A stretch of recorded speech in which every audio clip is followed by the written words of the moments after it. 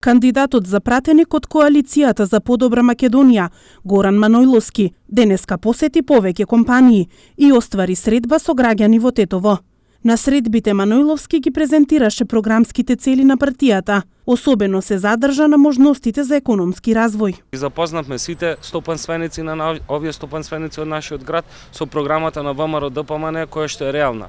Исто така и му кажавме на сите поволности и сите проекти кои што владата ги предвидува да ги оствари во следните 4 години. Во моментов се наоѓаме на улицата Борис Кидрич, која што ќе биде реконструирана во рамките на проектот на владата во вредност од 30 милиони евра, каде што ќе се реконструираат локални патишта.